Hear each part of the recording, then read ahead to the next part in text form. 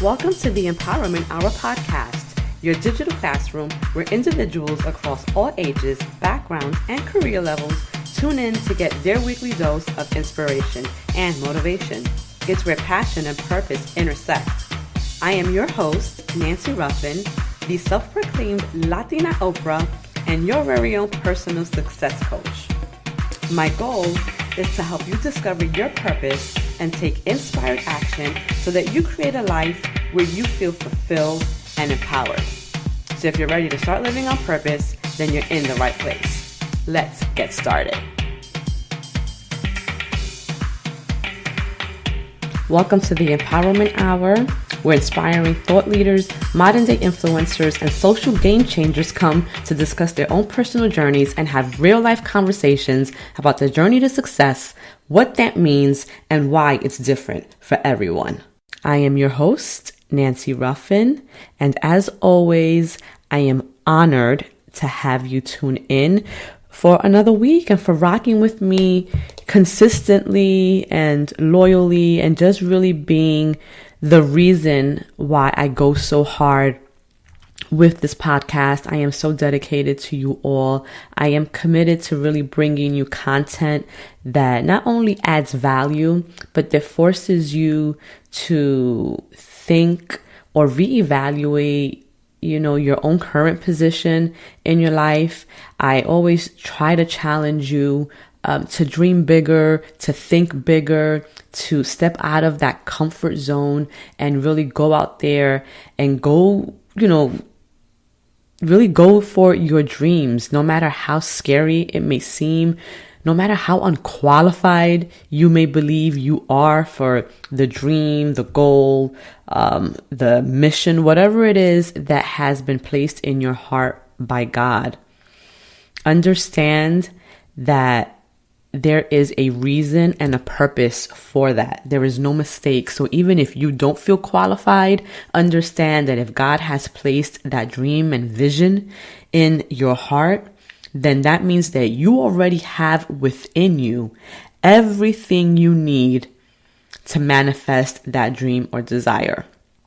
Because that's just how God works. He would not give you a dream or a vision or a desire and wouldn't also give you the tools and resources and opportunities to make it happen. So that's what the purpose of this podcast is. It's to kind of inspire you and motivate you, and to also show you through my experiences, through the experiences of the guests that I have on here, that a lot of times, many of us who are on our own journeys, who are chasing our dreams and have our own visions and desires in our heart, we have no idea how we are going to make these things happen, right? But the difference between us, those of us who make our dreams happen, and those who don't, is that we don't focus on the how, right? We don't talk ourselves out of our dreams because we don't think that we're qualified enough, because we don't have enough money right now, because we don't have the proper tools or education or knowledge. We do not concern ourselves with any of that. We just make a plan and we start moving step by step, day by day. And in that movement, things start to happen. God starts to navigate, right? He's steering your direction, and he is purposely putting in your path the things that you need to make your dreams come true. That's why when you look back, maybe at some of the times in your life where you struggled the most, where you may have had the biggest hardships, where you felt down and out, where you felt lost and you didn't know how you were going to get out of that dark place. But you look back at it now and you realize that you came through that, right? And back then you didn't know how you were going to navigate through those troubled waters. But God sees a way. God makes a way. And so he is always working on our behalf, even when we don't see it, even when we don't understand it, even when we believe that there's no way we're going to get out of our mess, right? God already knows our path. right? But the thing is that unless we take inspired action, unless we decide to move, then we're never going to see the path, right? You can't see where you're going if you're not moving, if you're stagnant, if you're stationary. So if you have a dream, if you have a vision, if there's something that you want to do and for whatever reason you have not started yet, just do it. You know, if that means that you have to Google what it is, right? Or Google the first steps, then do that. But you have to start taking action, because the minute you start moving is the minute God starts working. And this week's episode is actually the recording of the live event that I had back in June, where my guest was Phil Robinson. You know, he's a music and entertainment executive. He has served as executive producer for shows like Basketball Wives, Making the Band. He at one time was Sean-Diddy-Combs' number 2 man. He was his manager. He has negotiated some of the biggest deals for Puff, for Magic Johnson. You know, he's worked with huge names like New Edition, Prince, Keith Sweat, just so many talented people that we all grew up, you know, seeing on TV, listening to their music, you know, watching play sports, you know, and it was a really, really great conversation. He shared so many gems. We talked about everything. We talked about God. He talked about his relationship with his wife. I mean, there really was no topic off limits. And so it took me a while to bring this to you guys. I struggled with it a little bit because I wasn't sure if I wanted to just keep it and as a live event, or if I wanted to, you know, take the content that we had and then share it with those of you who, for whatever reason, weren't able to attend the live event. And after much thought, I was like, you know what? Part of the reason that I do what I do is because I want to share these stories.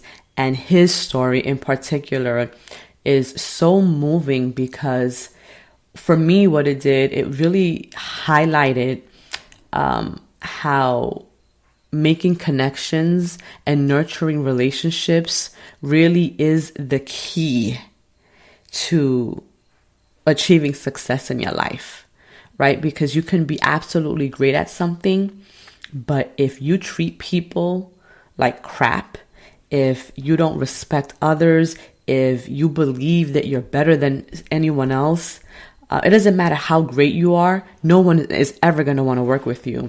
And so the conversation with Phil, his career spans so many years, and he has been able to maintain these excellent personal and business relationships with so many people. And I believe, and he believes, that has been probably the biggest contributor to his, you know, long-standing success. You know, so without further ado, I am going to present to you the very first edition of our Empowerment Live series with my guest, Phil Robinson.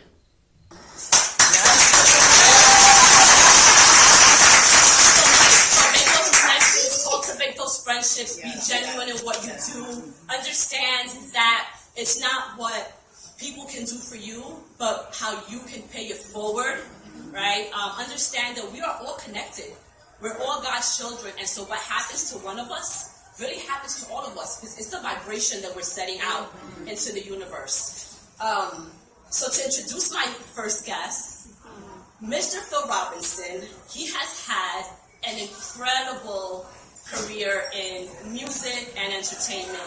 And though many of us associate him with his connection to Sean-Diddy-Combs and Bad Boy and really managing Diddy's career for a long part of it, especially in the beginning when Diddy was the head of Bad Boy. We know what Bad Boy was back in the 90s. It really was the record label of hip hop at that time. They just ran everything. You know, Diddy run the city, was happening way before he did the New York City Marathon. Right. But in addition to working with Puffy, he has also worked with people like Magic Johnson, Jay-Z, Mary J, Usher. Him and I had a conversation last week, and I learned so much about him. He's worked with Eddie Murphy. He's worked with freaking Prince. And the list goes on and on. And so to have him here, in my presence, to be able to have sat with him for all of, we spent the whole entire afternoon last week just chatting and really connecting on a personal level, not even industry, but just getting to know one another.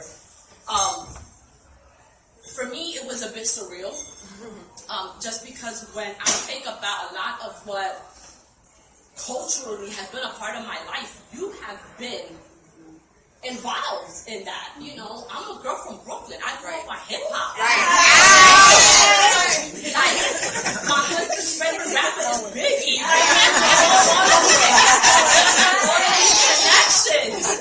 It was wow, I'm sitting with and I was like, wow, you like a celebrity? And Roxy's like, no, he ain't no celebrity. But in my mind, so it's really an honor for you to be here. But I really want you to talk. How did you get started? Because you said you started working with Dougie Fresh, and I had no idea that's how long his career goes. How did you get started? Well, first, let me say thank you to all of you for sharing your time with us, coming to support Nancy and her vision. I think that's really important. Like she said, God is most important. He is what has me here today. He is what allows me to have a great relationship with my beautiful wife, Rocio, and has allowed us to be together 15 years now.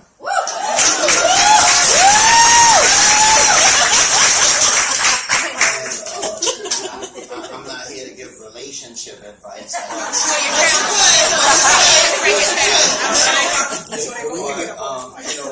When you're in a relationship, a long-term relationship, marriage, business, whatever it is, it's very important that is your best friend. And my wife is truly my best friend. So Nancy has said a lot of things about how my wife is, but we end every disagreement we've ever had with her saying, well, I ain't going nowhere.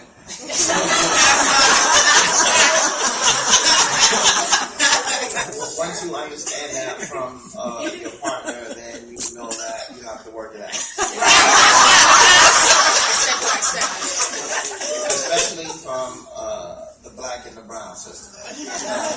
They are serious. But what I do also like about our culture is that, you have to take them serious. You have to support them.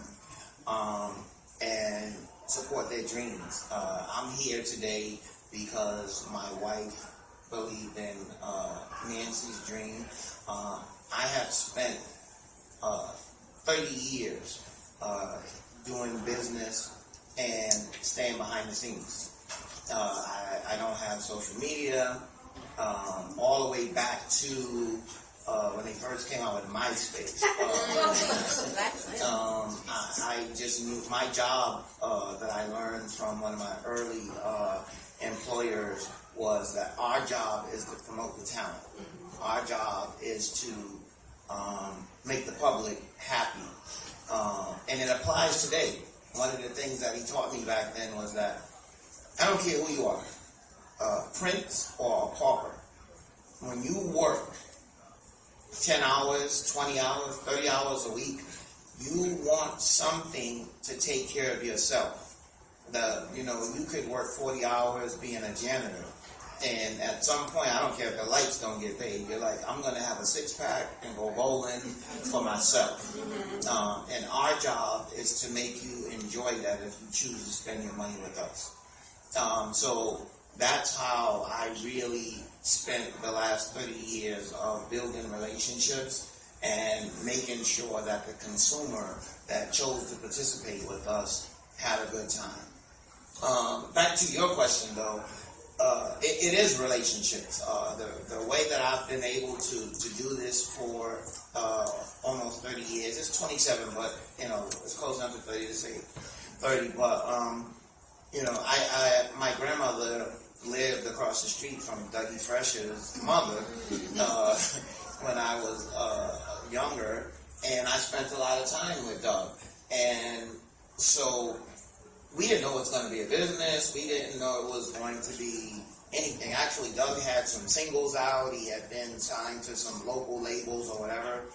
But when he first did Lottie Dottie, everybody we found out liked the party.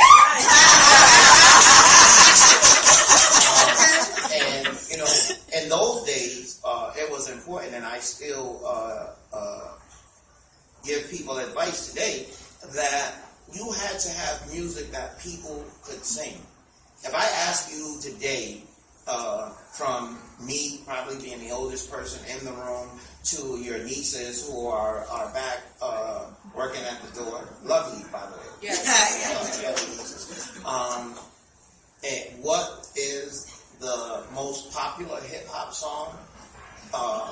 One, because I'm here, most people would come with a Biggie song or something from Bad Boy or something from Jay-Z. But actually, one of the most popular hip hop songs ever is Summertime. By Fresh Prince. DJ Jazzy Jeff. And what a lot of people don't know, that song also was co-written by Rakim. By show of hands, how many of y'all knew that? No. They were taking you to school. But the key for that, or most of Biggie songs, or what got me started, Lottie Dottie, is that you could sing along. And when you sing that song now, if you sing Summertime, it takes you to a place, right? You think about, like, when you were riding in the park, people coming by, you think about wherever you're from. If you're from New York, you think about the fire hydrant, guys who would wash the car in the hood back in the day, or if you lived in the suburbs, get rolling out the lawn, holes or whatever it was that you did, it gave you a memory. And today, the kids don't write songs that you can remember. You know the hook, or everybody can do like the local dance, but it's forgotten about. Summertime still sells about 1 million songs a year. Because they, guy in the back. Yes. And so it's about keeping relationships. Through those 30 years, a lot of things that I've been blessed to do was, like she said, were relationships. Like, I grew up working with Doug and being friends with him. How old were you when you started working with Doug? You can't. I can't even say like a teen. Yeah, I was a teen, but what I'm saying is, like it wasn't really a job. It was like your man, on the block, and his mother's stoop was the most popular stoop at the time. But officially having a job, probably 16 years old, like back in 82, 83. And what was that? Well, the song got really big, and we started going to do like what they call today spot dates. So we went to Philly.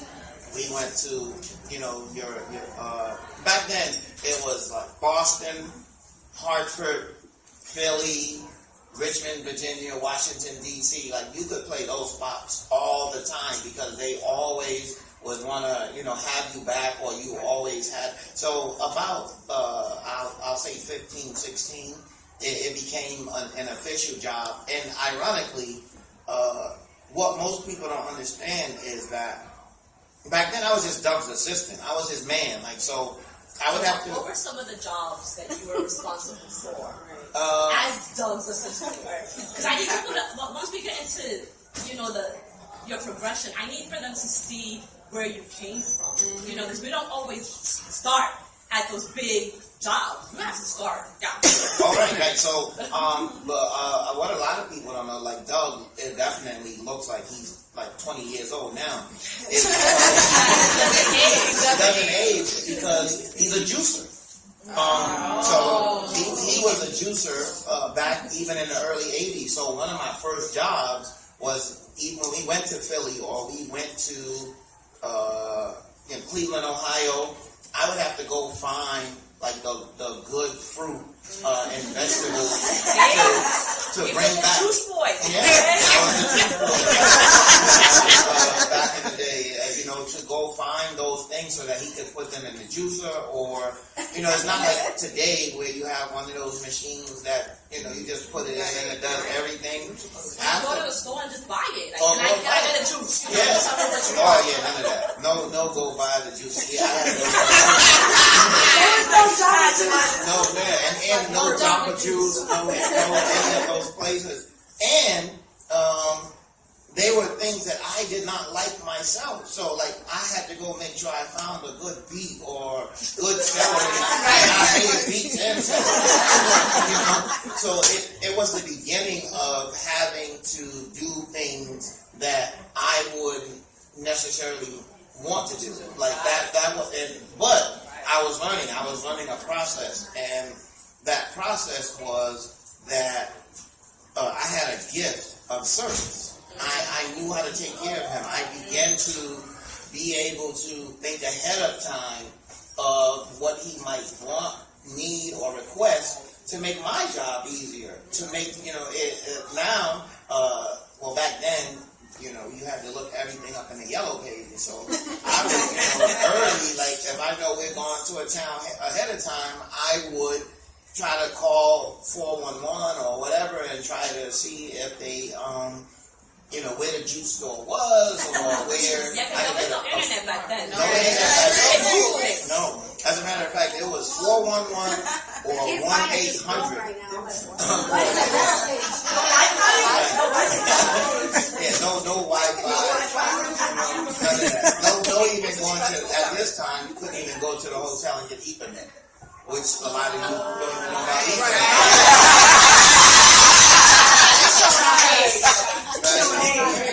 So let me ask you this. So you're a young boy in Harlem. Dougie Fresh is your neighbor. Like, I can't even imagine that life.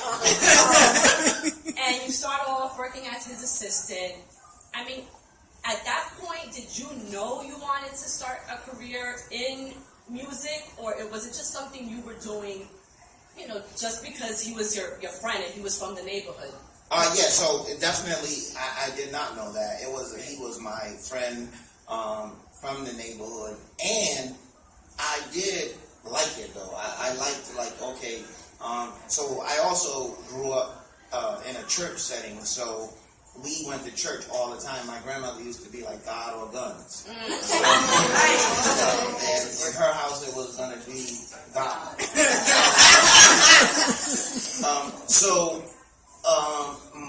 I had cousins who could sing, who could preach, who could play instruments, and I used to always be like, wow, like, I can't do none of that.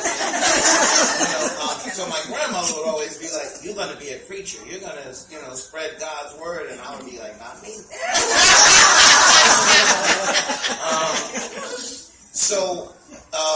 Working with Doug and having to run those errands or like just whatever it took, I did the luggage. And this will mean something later on. But, basically I could just go across the street, make sure he had all of the stuff that he needed, the duffel bag and, the juicer and maybe some extra pieces of the juice or whatever the case may be. But I grew to like it, but I also grew to understand that was the gift that God was giving me. Like, so although I couldn't sing, preach, play an instrument, things that my relatives could do, I had the gift of service. Yes. I knew how to take care of those who had the gift of singing. And sometimes what happens is we feel like we want to be an artist or we want to be a athlete, and you don't realize that there are a lot of pieces necessary to make them successful. So when you have the gift of service, I'm not in an egotistical or negative way, but it's what allowed me actually to have 30 years. Because because the athlete or the singer or whatever, they're only as good as their last hit. Their last hit song, your knee go bad, or any of those things, their career is over because that's what people want to see. And the same thing with them. Every athlete or entertainer that I've worked with in my life, their one thing that they all fear is being broke again or stop hearing the roar of the crowd. So you got to every day wake up like, what am I going to do to hear the roar of the crowd? What am I going to do to make somebody, want to clap for me when I walk in? Wow. And so how many years did you spend working with Dougie? I'm going to say here, and I always say it, 30. Like, me and Doug have never stopped working together. And when I say that, meaning that, like, when God really began to bless me in 96ish, when Puff really, started blowing up, Puff had already had the relationship that he wanted to work with Dougie Fresh. He loved Dougie Fresh, so he wanted to be a Doug dancer. So I always kept my relationship with Doug no matter what I'm doing. So my next job after Doug was I worked for New Edition. But I worked for New Edition because they would come from Boston to Harlem to shop. And when they wanted to, there was this place in Harlem at the time called A.J. Lester's. It was on 125th. And so A.J. Lester, he was a white guy that knew, he got into our culture early on. So he knew, you guys remember, hey, Doug, put your Baileys on. I was about to, but I need a shoe on. So he carried every color of that shoe, like the Baileys that Doug used to wear. So when New Edition would come down from Boston, he'd be like, "Oh, Phil, take them over to A.J. Lester's," and then I would take them over there. Then a couple years later, Dapper Dan had the shop where he made the suits and the sweatsuits and put the interior in your clothes, so they would come, to do that. So that's how I got the relationship with New Edition. And Michael Bivens, who me and him had later on, we came to become best friends because we had a lot of things the same way. If you remember in New Edition, I think this is being recorded, so Mike, forgive me if you see this. Mike, he wasn't a singer in New Edition. Right. He wasn't a rapper, but he was the idea man. He was like the business. He was the businessman. Yeah. So he taught me business, and he taught me yo, Phil, we gotta do this. We gotta make sure we order. This guy used to make their suits in Cleveland. We gotta get the suits. From Curtis ordered. So going to A.J. Lester's, Mike would see, I'll never forget this, it was like a pair of mustard yellow Baileys. But he was like, yo, those gonna be fly. And so he took a rip out of the paper, of the promotion, and was like, oh, we sent it to the guy, and he wanted suits to be able to be custom made to fit, into that situation. And that kind of vision, it stuck with me. So then when Bobby left the group, there was a little, who's going to be the lead singer? Ralph wanted to be the lead singer. So Ralph was the lead singer for a while, but Bobby made a big album. New Edition had a record called "Can You Stand the Rain?" Yeah. But at the same, but how he says that, nobody knows that.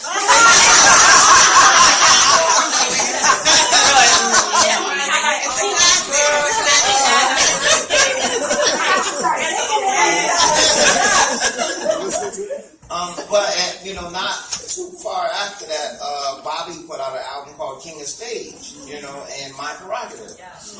So it was just God. And then that allowed us at that time was one of the biggest tours in the world was like the Can You Stand the Rain, Bobby Brown, Albie Shore, New Edition tour. And that tour like took us around the United States about 3 times because it was so successful and all of those songs blew up. So it seemed like everywhere that we went, we would always end up back in California hanging out with Eddie Murphy.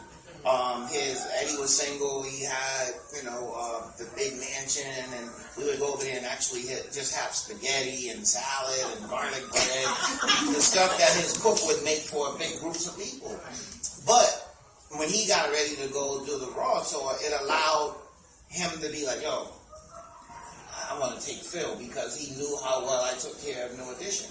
So, so you hear that, right? It's all about relationships. Networking. And how you work and how you treat the ones that you're working with. Never allowing your head to get bigger than your heart or trying to be bigger than the talent that you're supposed to be representing. Exactly. Like, Magic Johnson, who I work with now, he gave me a title for a book a couple of years ago. I haven't written the book, but me and Nancy are going to figure it out. That's right. First book. Yes, he constantly teaches me that, like, I'm the best number 2 man in the business.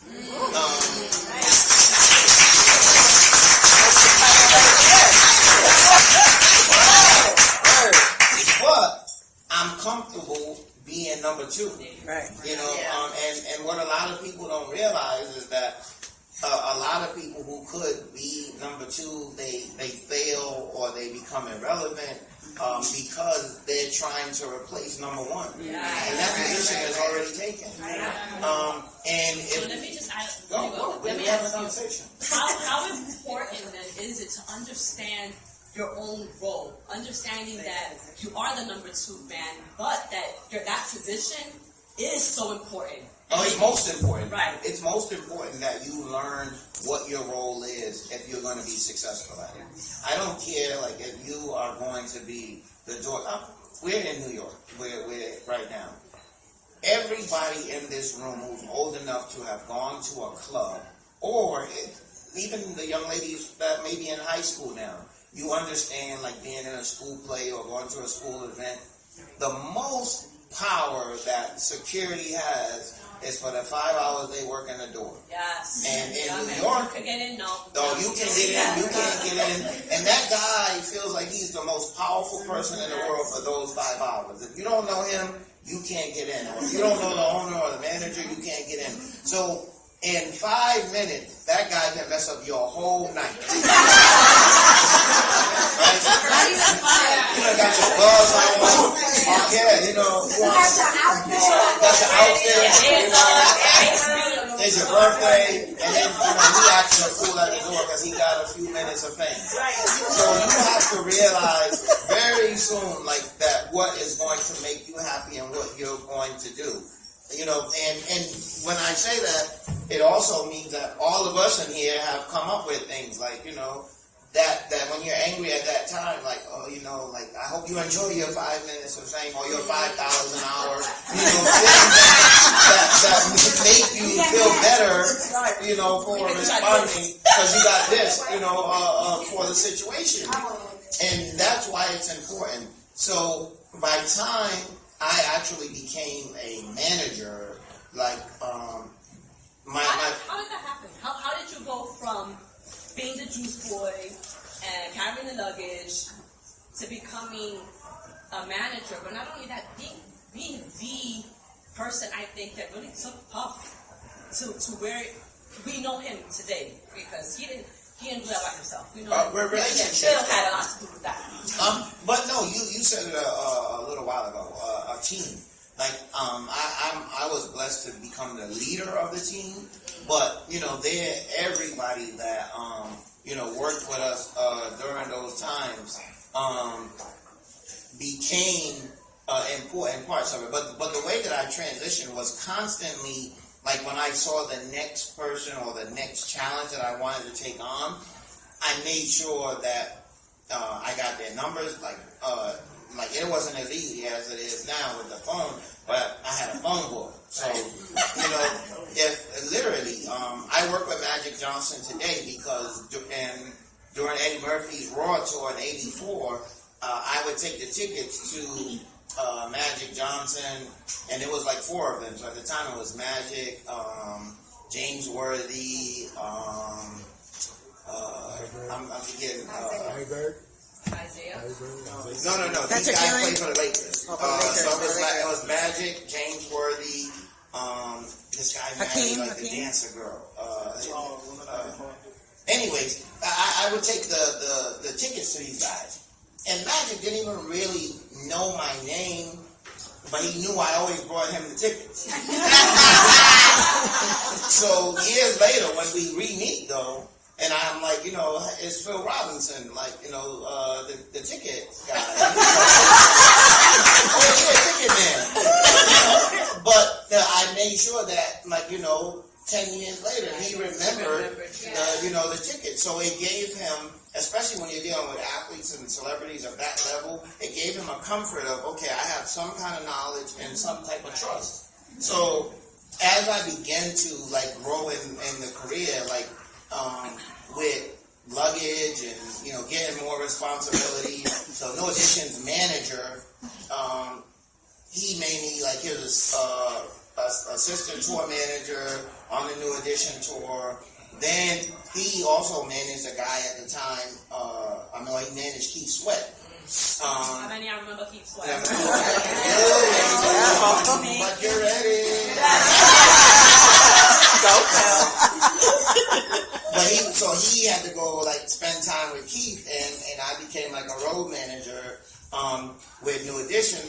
And then while New Edition, after their big tour, you know, it's a long story, but basically Johnny Gill became the lead singer. Then they broke up and became Bell Biv DeVoe. But I was always Biv's guy, so when they became Bell Biv DeVoe, I still had the job, and now I was the road manager for Bell Biv DeVoe. Then Michael Bivins found Boyz II Men. So, Boyz II Men, right? Yes. So when Michael Bivins found Boyz II Men, the first thing that he did was we were doing a radio show in Philadelphia for Power 99, and he was like, Phil, stay here with these guys. Like, I don't want nobody to be able to get them, to be able to talk to them. So that was my next really growth into like having a real being in responsibility. So Bell Biv DeVoe went back to, you know, California doing their thing, but I'm there almost babysitting Bell Biv DeVoe, and you know, these guys they didn't have a deal at the time, they didn't have talent. They had talent, but they didn't have a, you know, agent, and so I'm doing everything. So I'm learning these jobs on the go, but it's growing my relationships and my ability to, and by now, from working with Doug and being on tour with Eddie Murphy and doing other things, I've learned new skill sets. And I try to teach that to other people. I try to teach people all the time. Like, you know what? Even if you're not the person who does wardrobe, and this happened like P. Diddy one year was opening. He was the opening act for Britney Spears. So we were working on Puff's comeback after the Gun and the Navigator situation at Club New York, and Anna knows, she leaves, but she knows, like, back then we had a not guilty party for Puff. Rosa, I'm sorry. We had a not guilty party for Puff, and it was so successful that we took that on the road and we did something called a not guilty tour. That just was to show the genius behind having someone like Phil, right? That you can take something that clearly was probably one of the most difficult times of his life. Yes. And turn it into this celebration where he's gonna make money now off of what he just, you know, had to go through. We made probably our first $1 million in cash after him being in trouble on that, doing the not guilty parties. But it involved everybody again.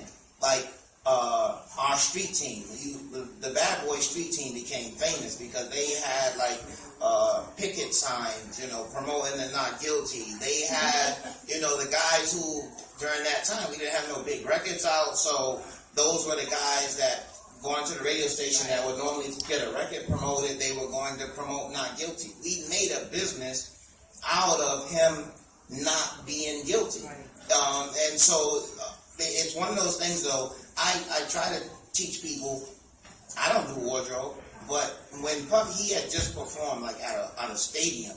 It was one of those radio shows with Avril Lavigne, Britney Spears. It was really big. And the girl who worked for us doing wardrobe, I came, running through the dressing room to go talk to something about Puff. And I noticed all the clothes that he had wore during the performance, like piled up in the corner. And I was like, hey, X, why didn't you get those clothes? Oh, they're all nasty and sweaty, like he just came off the stage in those clothes. I stopped what I was doing. I picked up that big pile of sweaty clothes and put them in a trash bag and took them with us. But my point was that there's not any job I can't do being the manager. I got to do wardrobe.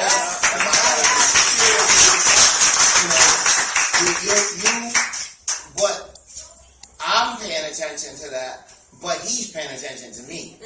So, that girl, I don't know where she is now. Right.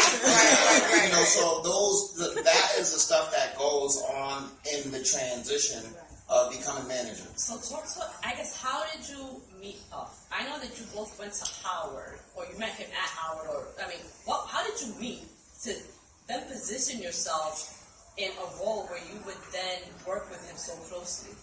Again, like I had encounters with him during the Dougie Fresh time. He was working with Dougie Fresh to be a choreographer and a dancer before he became Puff Daddy.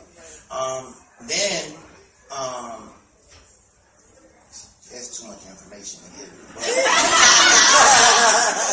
TMI. Basically, at Howard, I didn't really go to Howard, but So what you did there? Yeah. Relationship. All about the relationship.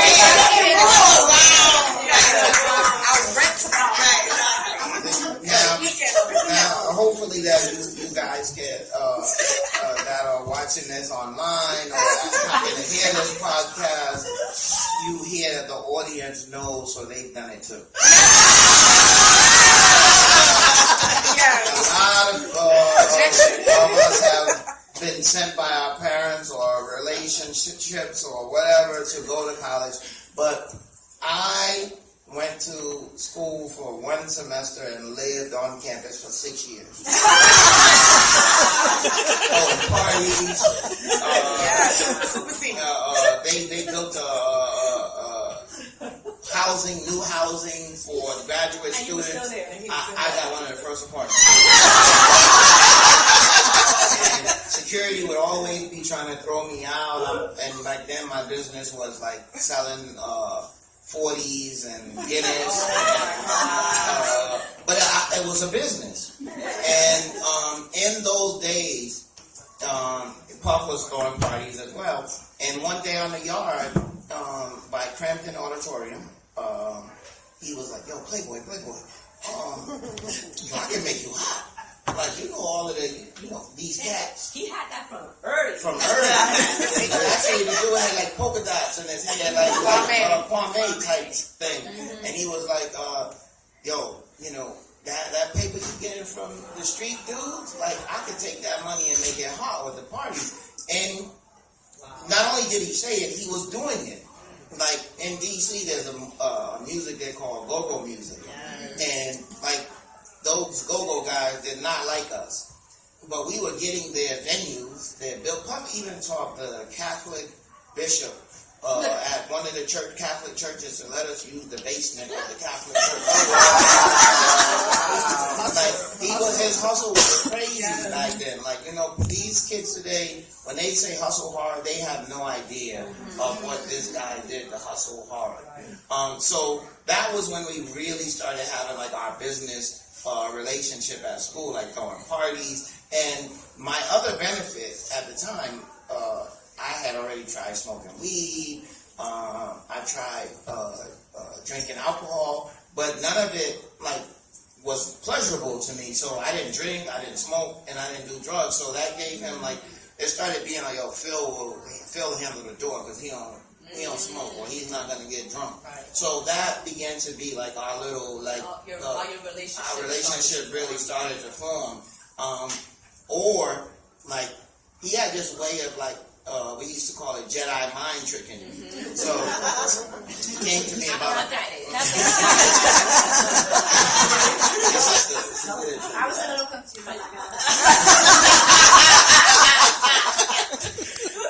So one time he came to me, and now you're only supposed to be the homecoming committee one time. You get voted or whatever. Me and Puff had the homecoming committee 3 years in a row. And but the way he said it was so big, and it became one of the biggest things still in my life. He was like, yo, I'm gonna get Heavy D to come from Mount Vernon, my neighborhood. You gotta get Doug, B. He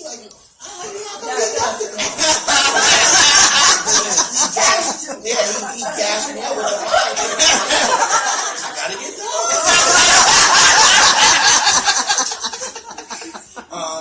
And people who went to Howard University, who now are all successful in the music business, they remember that party.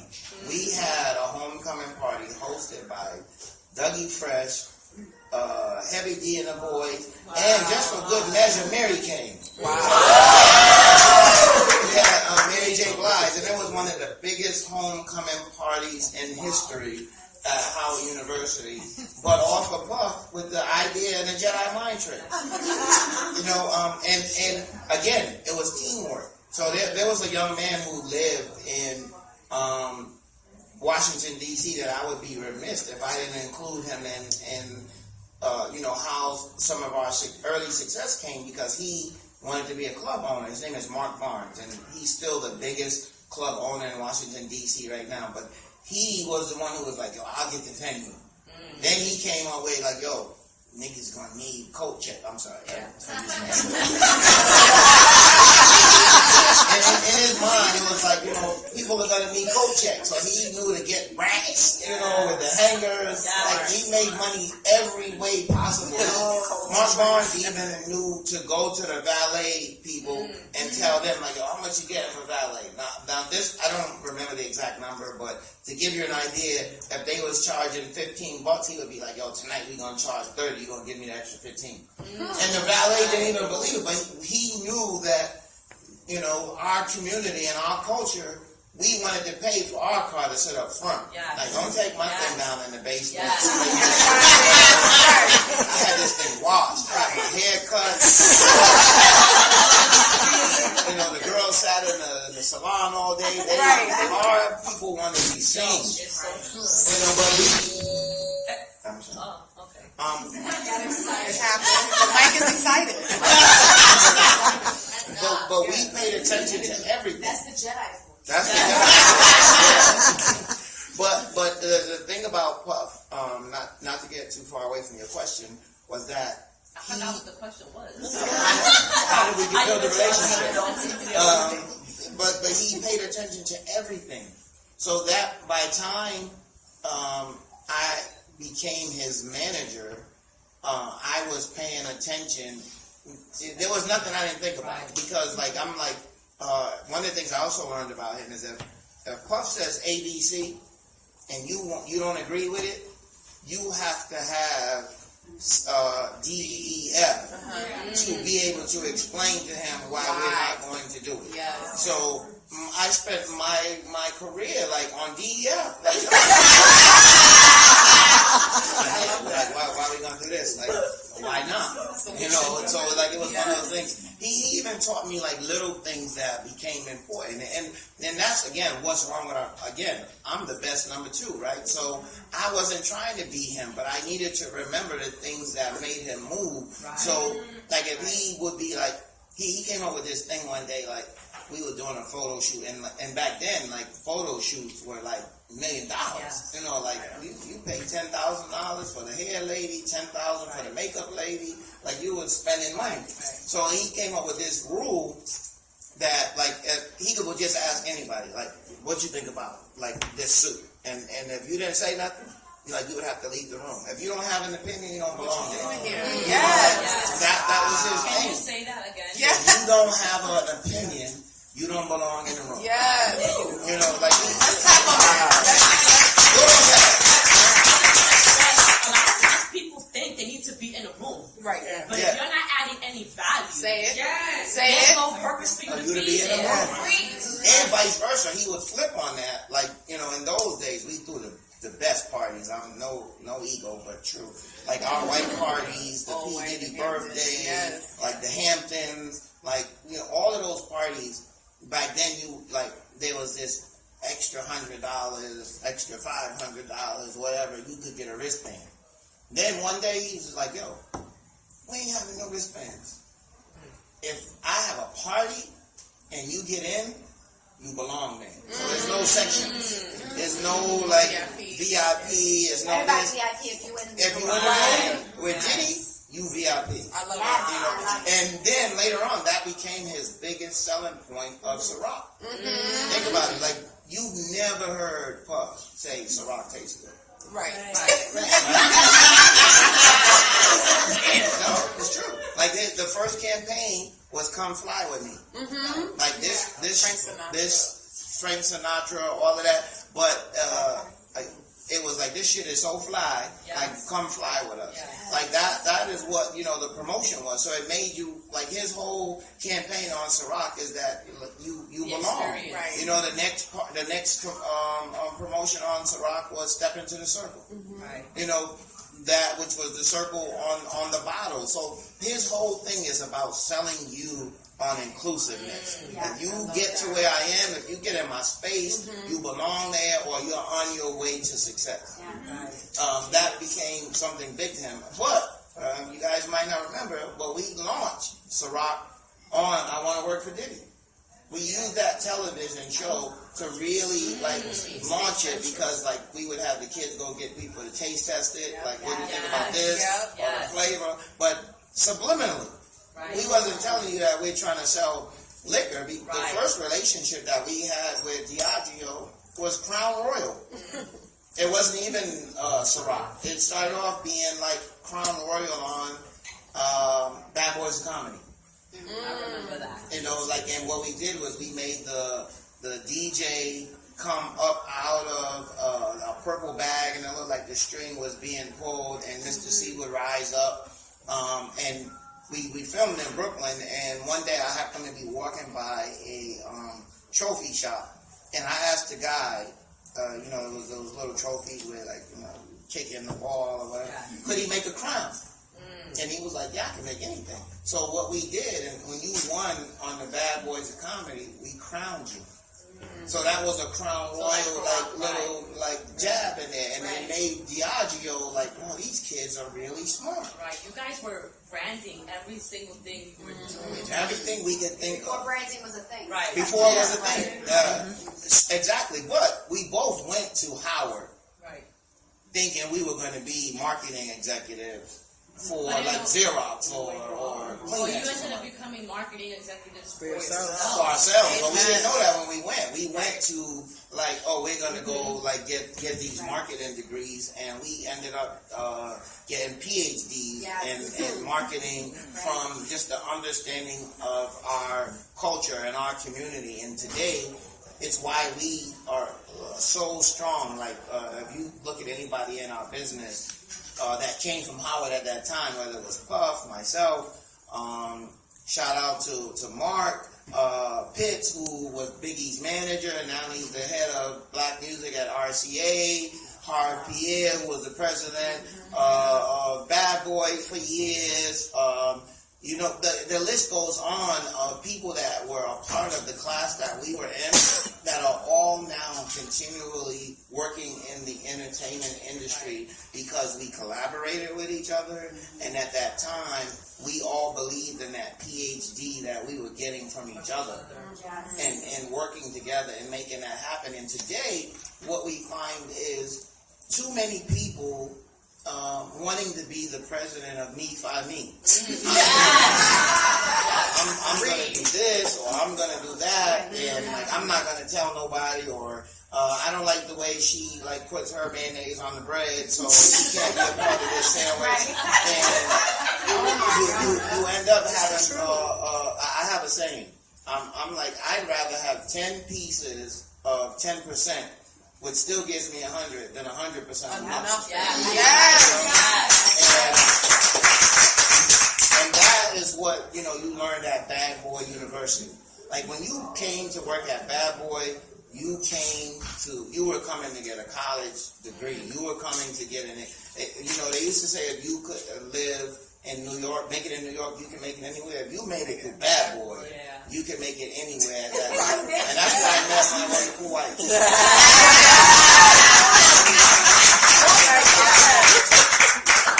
How difficult was your job as Diddy's manager? I mean, because we all know Diddy from what we see, right? Like sometimes this is the man that made them kids walk to Brooklyn for cheesecake. Yes. All right. Yes. So you being like his right hand, really. How difficult was it for you to kind of manage him? And how were you able to keep like your professional and personal relationship with him? Great question. Good question. Trust. Right? So the quick story. At the time that I became Puff's manager, I had left him, was living in California and working for Magic Johnson. Me and Magic Johnson had a disagreement, and this is where people, you know, also fail in life. They don't, you know, look at overcoming obstacles or negatives in your life. So Magic Johnson fired me we had a disagreement over something. So he fired me, and I was at the office of CAA, Creative Artists Agencies, and I was going to meet with the president of the company at that time about he wanted to start a management company to help the agents stop losing clients to these big management firms who were coming together in California at the time, like the Firm and these big companies. I went to go meet with the guy. The agent that was taking me into the chairman's office at the time, his name was Phil Casey. And when we were on our way in, Puff was on his way out. I didn't even know he was there. He grabbed me, like, what you doing here? I'm like, I'm having a meeting with Richard. And he was like, so he grabbed me by my arm and took me in a little, like, kitchenette. And he's like, what y'all mean about it? And I was like, so they want to start a management company to, you know, compete with the agency. So you're my manager. We had never had no conversation or anything. And at that point, he was like, you my manager. I didn't have no interview, no nothing. We go back in the guy's office. And he's like, yeah, so like I was telling you, Richard, like, you know, we start this management company with like me and Phil, my manager. He had a name. He was like, it's going to be called Management Inc. I was like, okay. So on the cuff, I became his manager. Right. Wow. Like that point, we never had a contract. We never had nothing. Like we went in there and convinced. Not only was that going to be the company, CAA ended up giving us the money to start management, covering our overhead costs. Really like making it. So we knew that we could bounce off each other like immediately. I fell into the cuff, he fell into the cuff, but he had the vision right there in that hallway that day. Wow. But the God in it was that by the time we came back to Los Angeles like 3 months later, I had set up a lunch with Magic Johnson and Puff, like for all of us just to have lunch. And what me and Magic's disagreement was I wanted to give them a chance to talk about it, you know, just in case there was any, you know, but there was a lot of rumors floating and whatever. We had the best time of our life. Like when Puff was like, yo, I don't know what you did to that dude, but he loved you. So, you know, the God moment of it was that he allowed me and Magic to get over that obstacle. And now, you know, here we are 20 years later, like Magic is my boss and like my best friend. Wow. You know, so sometimes you don't even know, won't God do it? You don't know how he's planning for your future, but you have to acknowledge the negative. I had to like tell Puff, like, Magic fired me.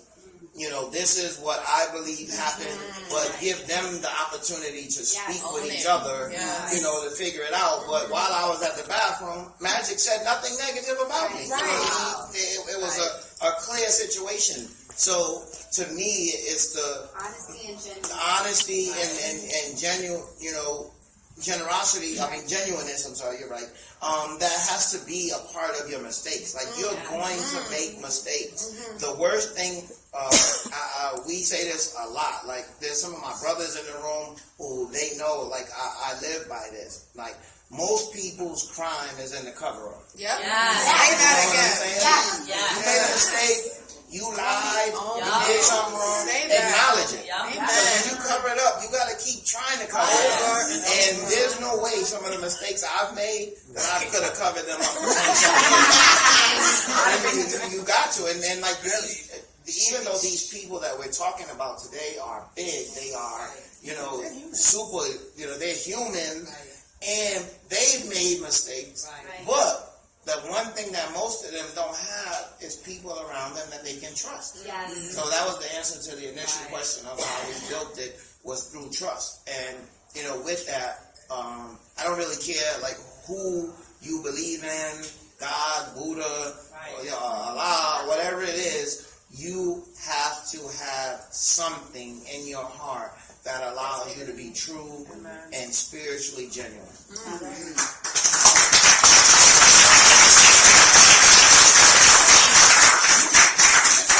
I think it's already 4. All right. So thank you guys. I really appreciate it. Conversation.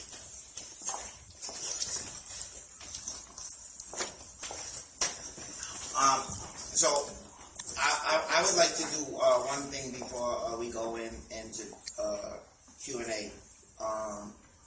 My whole goal in all this that I do is that if I'm blessed enough to help 10 people become millionaires, if something ever happened to me, I could get $100,000 from each one of them and still be back at $1 million, and they sitting on 900,000. So, like, you have to have that kind of goal when you grow about teamwork. So, I would like look, it's only about 30 of us in here, but I want to try something, right?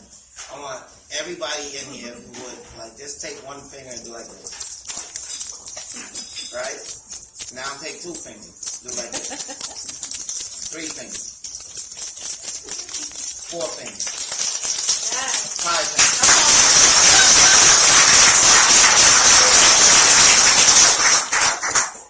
I learned that this morning at church from my pastor. About, like, when you put yourself together as a team, you can make a little bit of noise with, you know, just me.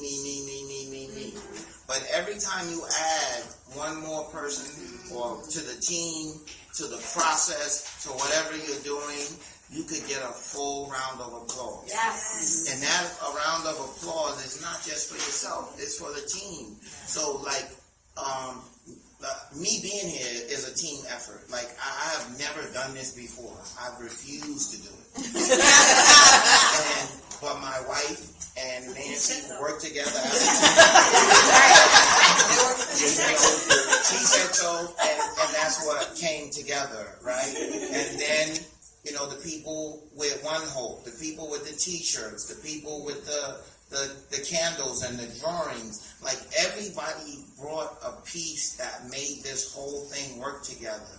Like, even me, I've done I've done things that I didn't even know to dream about doing. Right? When you grow up in Harlem or the Bronx or Queens, Brooklyn, wherever you from, like, I was happy going to do like the Bad Boy Weekend in Miami. And then I was even happier when we did it in Cancun. But I never knew like to dream to go to San Tropez and do the puff party on the yacht. You have to dream bigger than your dreams. Because it's when it's for you and you work as a team, God got it.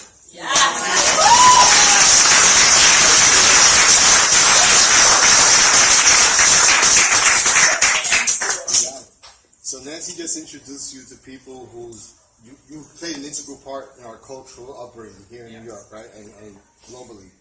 So one of the most difficult parts of this interview was the fact that we couldn't really find out too much about you pre-interview. So we had to send Nancy to your house to get to know you. Well, he came to my house. He came to my house.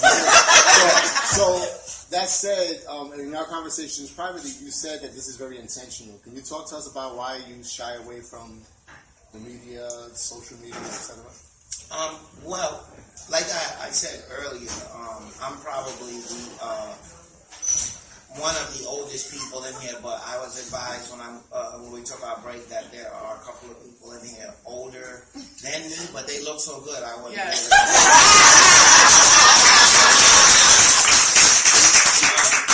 But I came up in the days of MySpace and when Facebook first came out and those types of things. In those days, I worked for a guy who most people, you still don't know him. He's going to kill me, but he probably would never hear this. His name was Al Heyman. And Al Heyman taught me, like when I used to do the Budweiser Superfest for him, the Coca-Cola Music Fest, like he did all of those events.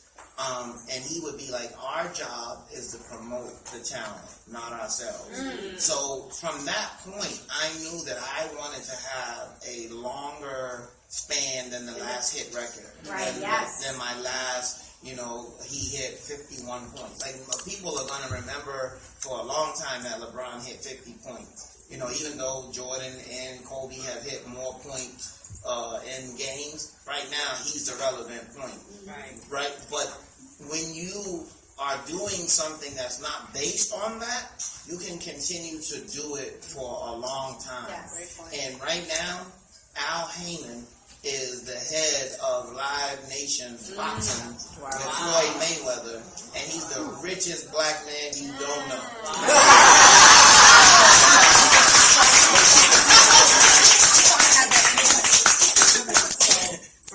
So he is not Googleable, and you can Google Phil. Well, you can Google me, but all you're gonna get is pictures, though. You won't get bio, you won't get history. You don't know what he did, who he did it with. None of that. I tried. And by the way, the people that I have been blessed to work with are still, most of them are alive. So, like, if I'm building a business on trust, they have to maintain that trust that, like, or the next person who would want to work with me or hire me know that I'm not going to betray that trust. Because the prominence doesn't matter to me. Like, people, my wife is from Connecticut. And still, right now, if I walk with her, like, in a Walmart in Connecticut, people are like, what are you doing in Walmart? And I'm like, because I got to buy toilet paper.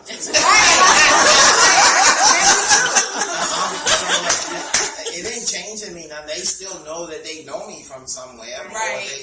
Everybody remembers making the band. I remember, like, the cheesecake, or I remember, the this or the that. So you're not demoting yourself in any way. But if then you have a business that relies on how many social media followers that you have, then I encourage it. But just do what is necessary. We have a tendency to overdo. We have a tendency to be oversharing. You have a tendency to be overtelling. people have sent me things. I don't have Facebook, but they send me things where a lady was having a disagreement with her husband, and she put so much stuff on Facebook. I don't know how the guy went back. Then come his birthday, they back together with 3 children. After she wrote all that about me, I wouldn't be able to speak to her. But so you don't have to share what's necessary. Keep your private. Do what's necessary. Keep what's private. People, your boss don't need to know what you do at home. Yeah, you give them 8 or 10 hours a day, right? So go get your job done. Figure out how you could do your job better. Figure out how. My whole life, my job, everything that I've been telling you guys is ancillary money, right? Every dollar I've worked on with Magic Johnson has been off the court. And he's made $700 million off the court. Wow. Yeah. Off the court. So, it's about doing, not having to. So that's why I'm back to answer the main question. I avoid social media and Google and all of that type of stuff if I can.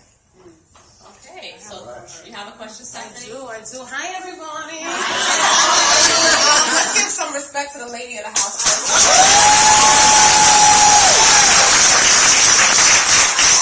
That's how I was brought up. I was raised to respect the house first. Hi, Phil. Thank you for dropping all the jewels you're dropping.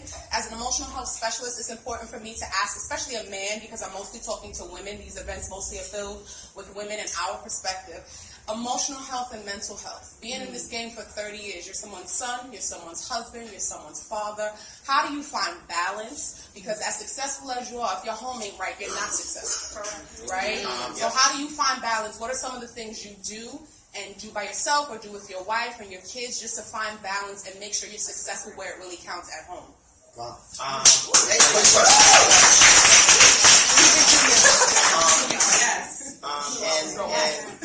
They follow in 3 things. First and foremost, God. He gives me a balance in everything. And again, I believe in my God. I'm not, telling anybody what to do, but whoever is your God, that should be like the first and foremost. There have been times that I don't know that he got me, but I know I'm God. So that's one and most important. I lean heavily on faith. Both my parents are dead. They died when I was young, so it taught me early that I needed to depend on a circle of true friends. I have 2 of my brothers in the audience today, my brother T and brother Mike. Sometimes the family members that you create are stronger than the family members that you were born with. So even if you have cousins, uncles, sisters, brothers that you don't get along with, like I can go to Teddy and Mike about anything. Like we have a shared, like we have things that we're going to go to our grave with. We the love that we have with each other, and I know he's going to be there, they're going to be there. And last, but now, as I've gotten older, most importantly, is my partner. My wife makes like my balance work. Even in situations, there was a situation, and I have 2 sisters here too. By the way, Diana, and Nat. They fly too. And same thing. Like they have become my sisters over the years. And I know that they're there for me. But I know, they know, all 5 of them, that last year I had one of the biggest deals that I had in a while in my career. A company was going to give one of my clients $50 million for a commercial campaign. I did his birthday weekend in Miami. Most people are glad to have a birthday. I actually got him paid $250,000 to just party for his birthday. You know, and thank the Lord. I need that. You know.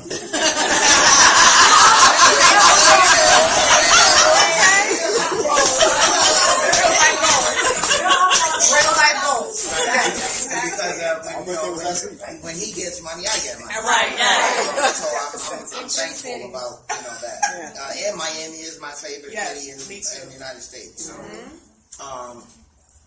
but he took 3 weeks to a month to respond to me about whether he wanted to work with the people or not. And in that 3 weeks, the company did some research on him and found out that he had a DUI. And the guy said to me, like, we could have even got around that if we had already been negotiating. Right. But because, there was never no paperwork shared or anything like that, our business affairs is going to have to pull the deal. I couldn't properly explain to you how I got through, like, missing out on that $5 million comp that I would have got without my wife and family. Like, there'll be another one. We've done them before. Like, these things are just vessels through which God is blessing you. So if that vessel didn't work this time, it's going to be another. And my brother T has talked me off the ledge a couple of times with them. And those, because... And you said he wasn't a freak, John. Right.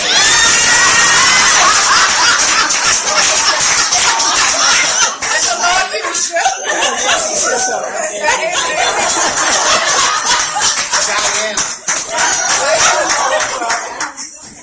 But no, it's the truth in the sense of, so when it comes to mental health, emotional health, and dealing with the balance, you have to have true relationships with God, the family that you make or that you're blessed with, and number one, your partner. Thank you. My wife told me that, like to cut the answers down because, again, I'm not used to doing this, so I just tell the truth. But I want to make a knowledge, except for the brother right here sitting behind Lamar. That's my cousin Tony. Your cousin Tony. Yes. I tried to make sure that I said hello to every brother in here. Yes. Because these things are always full of women. Yes. You can still be the king and support your queen. Say it.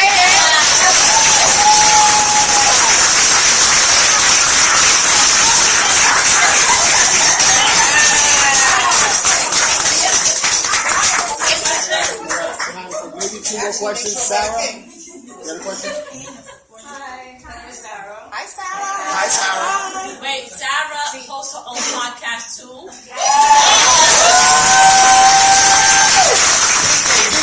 And so does my girl Stephanie. I do. Not your mama's podcast. That's not for your mama. Not for that mom. Not for my mama. Go ahead, Sarah.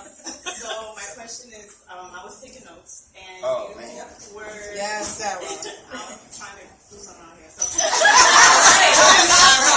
you were saying to capitalize off your mistakes, and that's where my podcast came from. Yes. And from there, it's where I'm building a multi-channel platform. Yes. However, every time I get booked to speak or anything, whoever does it wants to talk about what happened, which I made it very public, so it's nothing to hide, but I no longer want to be known for that. How do I move past that and let people know I am now a brand? Great question.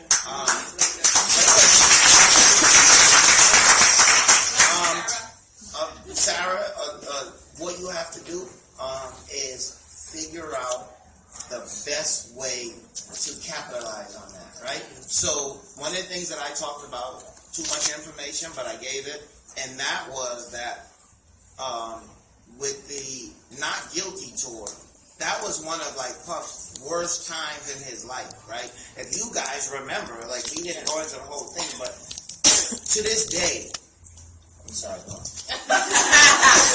I believe Jennifer Lopez was the love of his life. Oh,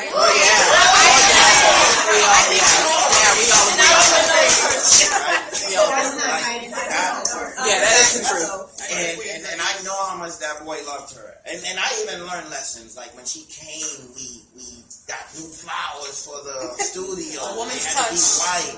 You know, like he really made it like that was his queen. That was his girl. Like they was the king and queen. Yeah, Yes, they were. So one of the things that hurt him the most out of the not guilty was losing her.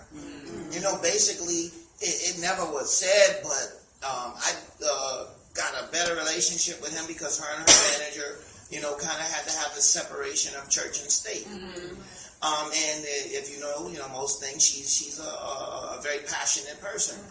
But the whole not guilty thing for him, to me, was to continually let her know I wasn't guilty. I didn't do it. I never would have jeopardized you. You know, like that. Those are the feelings. So we capitalize off of what everybody else took as a negativity. And like I said, he had to make $1 million in events that we did off the Not Guilty tour and what we did. And then the next thing that we did, everybody like told me I was wrong. They so many people that were close to Puff were like, why you got this dude feel like he don't know what he's doing or what?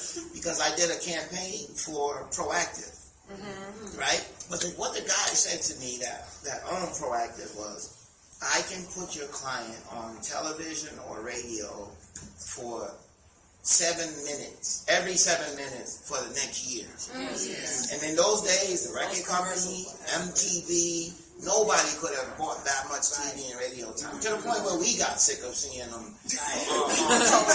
But it was a thing that made his career basically be cleaned up. Right now you're going into some people's homes, everybody's home, white, black, purple, yellow, with a linen suit on, with something that I acknowledge the blemish, I cleaned it up, and I moved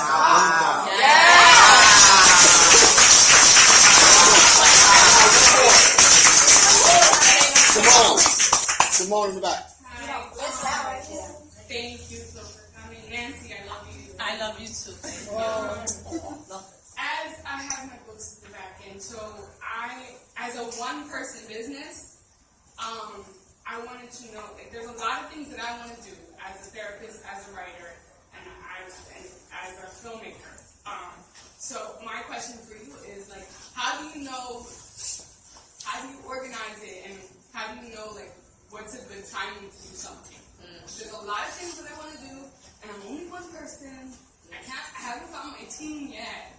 I've been working on it, but I haven't found my team yet. So what is your advice as far as timing on certain events and certain causes?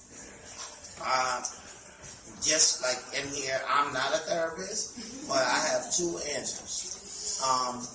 The first one is, your first thing that you should be working on is whatever's making you the most money. Because then you can take that revenue to focus on the next thing. Yes. The other thing is, you are a woman. Technically, all of us are women as well, and when it comes to ideas and business. And you have to look at your businesses and what you're doing as children. Right? So if you birth this idea, you have to allow that idea to go outside and play, get dirty, learn how to be a basketball player, a football player, and what do every one of those guys say that as soon as they get drafted? I want to buy my mama a house. I want to buy my mama a car. Let that child's idea go and do what it's supposed to do. Allow other people to share in it. Allow it to then come back and take care of you. But as long as you hold it, like you can't have another baby, it's going to be you and that idea.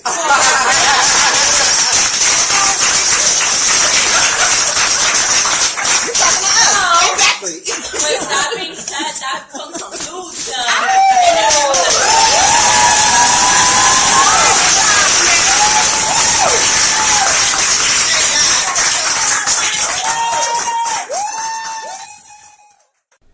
I hope you enjoyed listening to our very first podcast live event. I'm so sorry that you weren't able to make it and really be there in person, because it truly is a different experience, to be in the room, to hear the stories, to hear the laughter, and just to feel the beautiful energy that really just filled the room that day. It was nothing short of amazing. I'm planning the second installment of the live series, so please stay tuned for that. And I also, before we go, I just want to acknowledge last week's listener of the week, who was Susanna Cordova. Thank you, Susanna, for being one of my most loyal listeners and supporters. I adore and appreciate you, and I am just so grateful to be connected to such a phenomenal woman as yourself. And I also want to acknowledge this week's listener of the week, who is Miss Ali Estevez. She is also someone who has been a loyal listener to the show. She's a friend of the show. She is consistently posting about us, sending me direct messages, and just really letting me know that she enjoys the content and the discussion and dialogue that we have here on the Empowerment Hour. And this is just my small way of acknowledging those who support me. I am grateful. I am thankful. Please continue listening. And if you do love us as much as I know you do, please continue to spread the word about the Empowerment Hour podcast. Continue to post about us. Recommend us to your friends. And if you haven't already done so, please leave us a rating and review on the iTunes, Apple Podcasts, however you listen to this show through Apple Podcasts. There's an area there where you can rate us and leave us a review. I check it consistently, and I acknowledge you all when you do leave comments. So please continue to do that. And until next time, mi gente, love yourselves, love each other, and go out there and crush some goals.